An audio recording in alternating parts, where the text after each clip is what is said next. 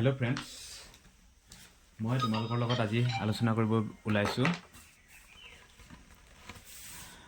Exam বেছ পাৰ্চেণ্টেজৰ কেইটামান question, এটা টাইপ যিটো তোমালোকৰ বহুত প্ৰফিট হ'ব এইটো শিকি ল'লে।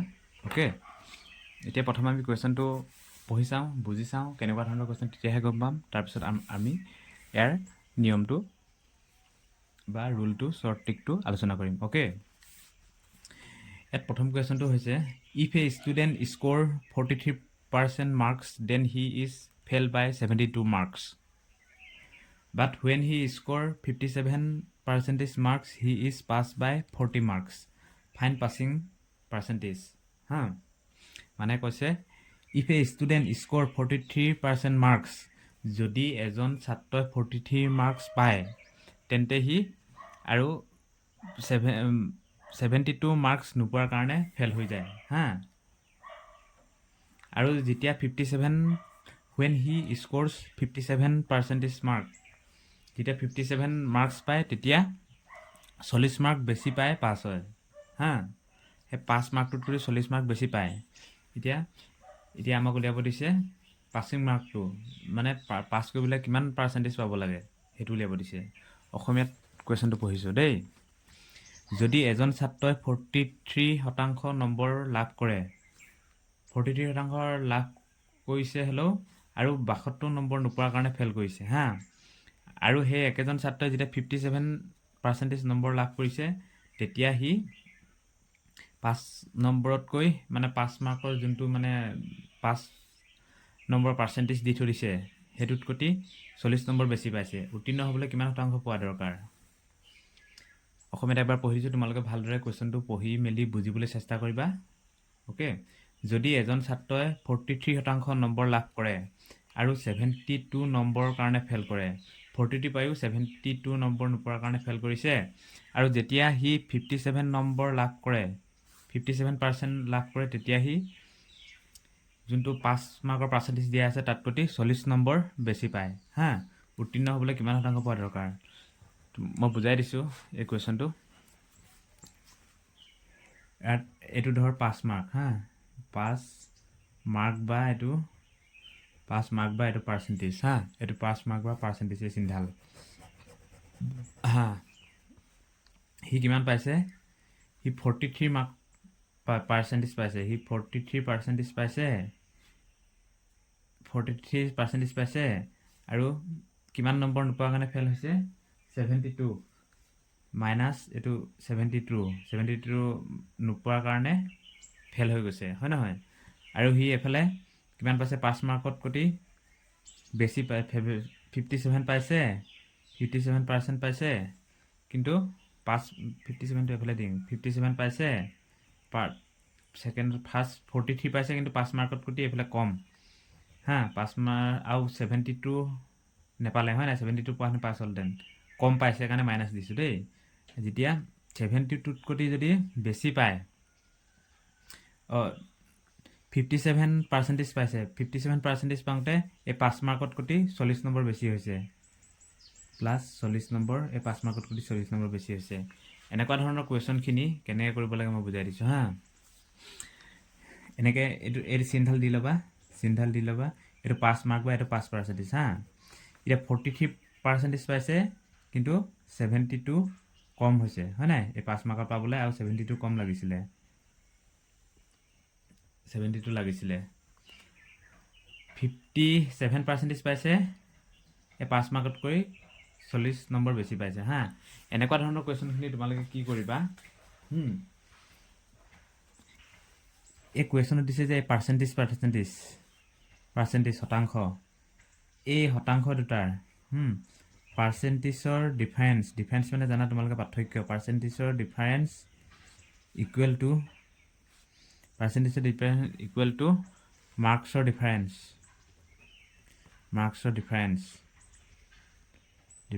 এইটো লিখিবা। হা,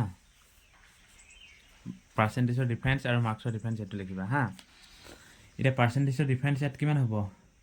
57% মাইনাছ 43% ইকুৱেল টু মাৰ্কছৰ ডিফাৰেঞ্চ কিমান? মাৰ্কছৰ ডিফাৰেঞ্চ মাৰ্কছৰ ডিফাৰেঞ্চ প্ৰথম যোনটো বেছি পাইছে সেইটো লিখিবা 5 মাৰ্কত যদি বেছি পাইটো লিখিবা 40 মাইনাছ ডিফাৰেঞ্চ হ'লে সদায় মাইনাছ হ'ব হা তাৰপিছত এইটো কম নম্বৰ পাইছে হয় নাই এটা প্লাছ এটা মাইনাছ এইটো বেছি পাইছে এইটো কম এই ঘৰটো চাবা এনেকুৱাখিনি এটা বেছি পাইছে ইমান পাৰ্চেণ্টেজ পাওঁতে এটা কম পাইছে এই কম থাকি গ'ল মানে 72 পোৱাহেঁতেন হৈ গ'লহেঁতেন পাছ কৰি গ'লহেঁতেন এই 72 কম পাইছে যে মানে বাকী থাকিলে যে মানে 72 পাবলৈ বাকী থাকিলে 72 নোপোৱাৰ কাৰণে ফেল হৈছে সেই 72 মাইনাছ বা আৰু এইখিনিতে মই বুজাই থৈ দিছোঁ এনেকুৱা ধৰণৰ কুৱেশ্যনখিনি এনেকুৱা যদি কুৱেশ্যন আহে হা এই চিনটো পাই ল'বা এইটো 5 মাৰ্ক তাৰপিছত যদি এফালে চাবা 5 মাৰ্কত প্ৰতি যদি বেছি পায় এফালে প্লাছ প্লাছ হ'ব 5 মাৰ্কত প্ৰতি বেছি হয় আৰু 5 মাৰ্কত প্ৰতি যদি কম হয় মাইনাছ হ'ব হা তেনেকুৱা ধৰণৰ কুৱেশ্যনখিনি মেইনলি কি কৰিব লাগিব এই পাৰ্চেণ্টেজৰ ডিফাৰেঞ্চ আৰু মাৰ্কছৰ ডিফাৰেঞ্চ দিয়ে কৰি দিব লাগে হা কিন্তু যদি হেৰি কি কৰিবলৈ 5 মাৰ্কত প্ৰতি কম নম্বৰ বাকী থাকে সেইটো মাইনাছত লিখিব লাগিব হা মাইনাছ কৰোঁতে এইটো মাইনাছত লিখিব লাগিব এতিয়া ডিফাৰেঞ্চটো কিমান হ'ব এইটো বাইটো গ'লে 14% ইকুৱেল টু এইকেইটা 40 মাইনাছে মাইনাছে প্লাছ হ'ব এইটো কিমান হ'ব 112 এতেকে 1% ইজ ইকুৱেল টু 112ক যদি 14 যায় একেবাৰে যাব 8 হয় নহয় 8 1% ইকুৱেল টু 1% মানে 8 হয় নহয় এতিয়া কি উলিয়াব দিছে ফাইন পাছিং পাৰ্চেণ্টেজ কিমান শতাংশ মানে উত্তীৰ্ণ হ'বলৈ মেইনলি কিমান শতাংশ পাব লাগিব পাছিং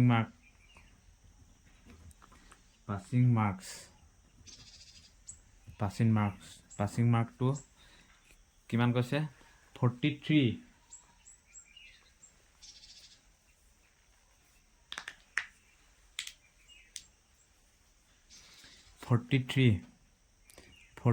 মাৰ্কছ পোৱাহেঁতেন তাৰপিছত প্লাছ আকৌ কিমান লাগিছিলে 72 লাগিছিলে হয় নাই 43% পায়ো আকৌ যদি 72 পোৱাহেঁতেন পাছ হ'লহেঁতেন হয় নহয় এতিয়া আমাক পাৰ্চেণ্টেজ উলিয়াব দিছে 43% তাৰপিছত 1% মানে 8 হয় নাই 72 মানে কিমান পাৰ্চেণ্ট হ'ব 8 72 গ্ৰহণ কৰি দে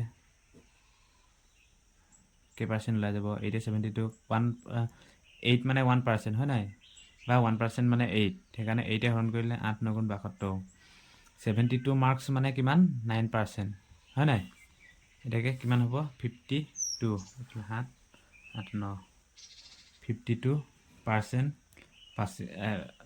পাছিং মাৰ্কছ হয় নহয় আৰু পাছিং এইটো পাৰ্চেণ্টেজ হা পাছিং পাৰ্চেণ্টেজ আমাক উত্তীৰ্ণ হ'বলৈ কিমান শতাংশ উলিয়াব দিছে সেইটো উলিয়াই দিছোঁ হয় নহয় এতিয়া ইয়াত উলিয়াব লাগে আমি ধৰা আমাক যদি পাছিং মাৰ্কছটো সোধে তেতিয়া কি লিখিম পাছিং মাৰ্কটো কিমান হ'ব 1% মানে 8 হয় নহয় 52% মানে কিমান 52 × 8 কিমান হ'ব 8 2 গুণ 16 6 1 কৰিলে 8 5 গুণ 40 41 পাছিং মাৰ্কটো কিমান আছিলে 416 এনেকৈ কৰিব লাগে এইখিনি অংক আকৌ এবাৰ মই বুজাই দিছোঁ এনেকুৱা ধৰণৰ কুৱেশ্যনখিনি প্ৰথমতে এই দুটা পাৰ্চেণ্টেজ দিয়া থাকিব সেই পাৰ্চেণ্টেজ দুটাৰ ডিফাৰেঞ্চ লিখিবা ইকুৱেল টু মাৰ্ক যোনটো দুটা মাৰ্ক দিয়া থাকিব সেই মাৰ্ক দুটাৰ ডিফাৰেঞ্চটো লিখি দিবা হা আৰু যদি এই পাছিং মাৰ্কৰ যদি এই মাৰ্ককেইটা যদি বেছি পাছিং মাৰ্কত যদি বেছি হয় তেতিয়া ডাইৰেক্ট মাইনাছ কৰি দিবা আৰু পাছিং মাৰ্কত যদি এইটো পাছিং মাৰ্কত যদি এইফালে দুটাও মাৰ্ক থাকে তেতিয়া ডাইৰেক্ট মাইনাছ কৰিবা এফালে যদি প্লাছ দুটাও থাকে তেতিয়া ডাইৰেক্ট মাইনাছ কৰি দিবা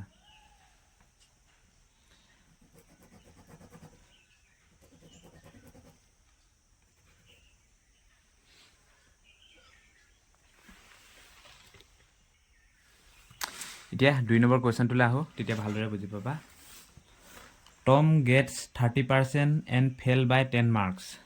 টমে 30% নম্বৰ লাভ কৰে আৰু 10 মাৰ্কৰ কাৰণে ফেল কৰে। Tina gets 40% and get 20 marks more than the pass mark. টিনাই 40% নম্বৰ পায় আৰু 5 মাৰ্কতকৈ 20 নম্বৰ বেছি লাভ কৰে।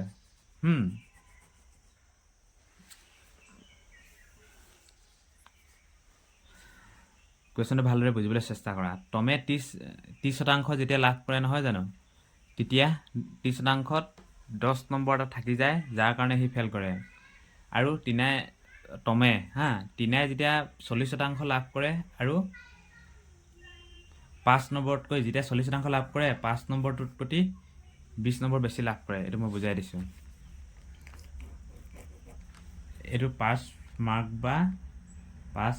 বা এইটো 5% বুলি ধৰিবা যেতিয়া 30% টমে 30% লাভ কৰে নহয়, তেতিয়া কি হয়, 30% যেতিয়া লাভ কৰে তেতিয়া টিনাই গেটছ 10 নম্বৰ কাৰণে ফেল কৰে, -10 10 নম্বৰ কাৰণে এইটো ফেল কৰিছে 10 নম্বৰ কাৰণে ফেল কৰিছে। আৰু যেতিয়া টমে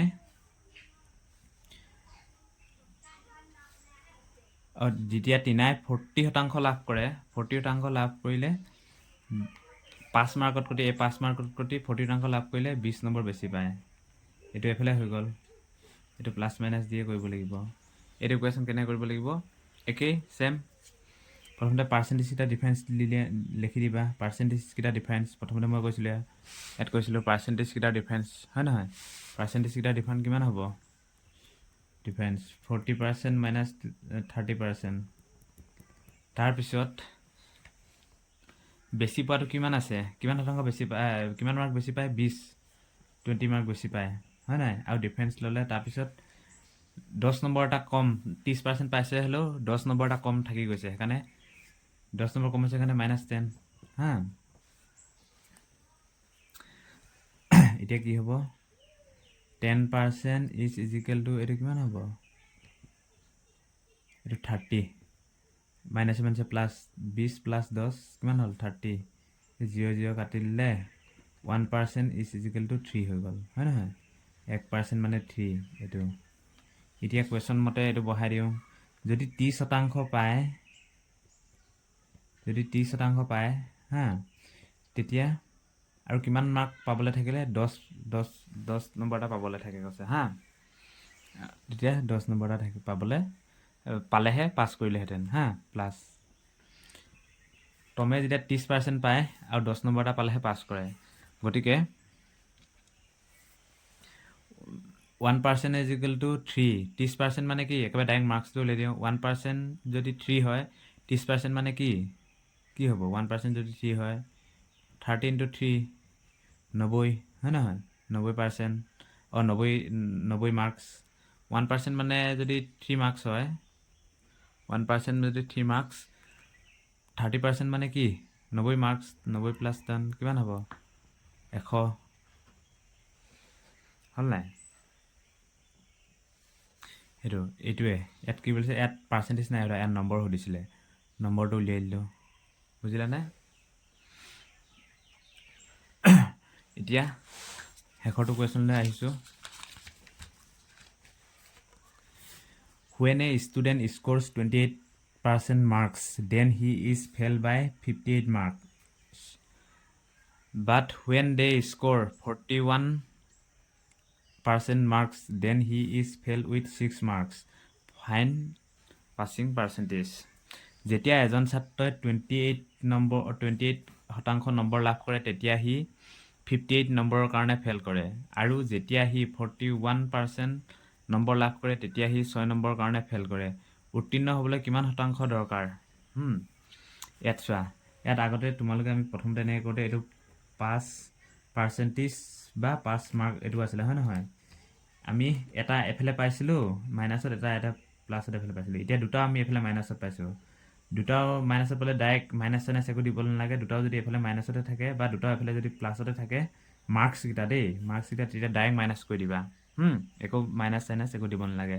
যদি এইকেইটা ইয়াত এটা মাইনাছত দেখিছোঁ, এটা প্লাছত দেখিছোঁ, সেইকাৰণে এইটো কমটো আগত মাইনাছ দি দিছোঁ হা কমটো আগত মাইনাছ দিব লাগিব যদি এনেকৈ আমি ডাইৰেক্ট দেখোঁ একেবাৰে শ্বৰ্টকাট কৰি দিছোঁ যদিও এটা ছাইডে দুটা থাকে বা পাছিং মাৰ্ককেইটা বেছি হৈছে বা কম হৈছে তেতিয়া আমি ডাইৰেক্ট মাইনাছ কৰি দিম হা এতিয়া আমি সূত্ৰমতে কি আছিলে পাৰ্চেণ্টেজকেইটা ডাইৰেক্ট মাইনাছ কৰিম কিমান আছিলে 41% মাইনাছ 28% ইকুৱেল টু কিমান হ'ব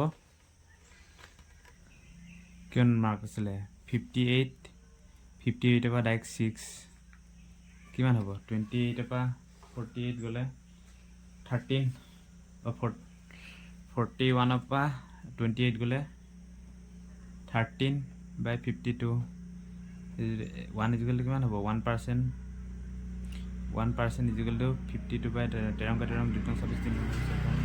4 হ'ব 1% ইকুৱেল টু আমি কিমান পালোঁ 4 হয় নহয় 1% ইকুৱেল টু 4 এতিয়া কি কৈছে 28% পালেও আৰু কিমান লাগিছে ইয়াত ফাইন পাছিং পাৰ্চেণ্টেজটো উলিয়াব দিছে হয় নহয় পাছিং পাৰ্চেণ্টেজটো উলিয়াব দিছে ইয়াত 28% মানে কিমান 28% মানে তাৰপিছত আৰু কিমান মাৰ্ক লাগিব 58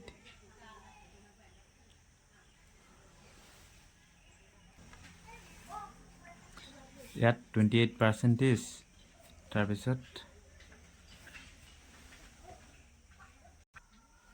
28% যদি 28% পায় সি কিমান নম্বৰ কাৰণে ফেইল কৰে আৰু নোপোৱাৰ কাৰণে 58 পালে পাছ কৰি যাব 5 মাৰ্কটো ওলাই যাব এতিয়া 28% প্লাছ 4 মানে 1% এইটো পাৰ্চেণ্টেজত উলিয়াব দিছে কাৰণে এইটো আমি কৰিব লাগিব হা যদি নাম্বাৰত উলিয়াব দিয়াহেঁতেন এইটো নাম্বাৰলৈ লৈ যাব লাগিব এতিয়া পাৰ্চেণ্টেজত উলিয়াব দিছে যে এইটো পাৰ্চেণ্টেজলৈ লৈ যাম হা মাৰ্কটো এইডোখৰ চাবা পাছিং পাৰ্চেণ্টেজটো দিছে ইয়াততো আমাক নম্বৰ সুধিছিলে হয় নহয় ওপৰটো কুৱেশ্যনটোত ইয়াত নাম্বাৰ সুধিছিলে এতিয়া আমাক যিহেতু কি সুধিছে পাছিং পাৰ্চেণ্টেজ সুধিছিলে সেইকাৰণে এই নম্বৰটোক পাৰ্চেণ্টেজলৈ লৈ যাব লাগিব পাৰ্চেণ্টেজলৈ লৈ যাবলৈ 4 ইকুৱেল টু 1% 58ক 4ৰে হৰণ কৰি দিম 4 তাৰপিছত যদি 18 যদি হয়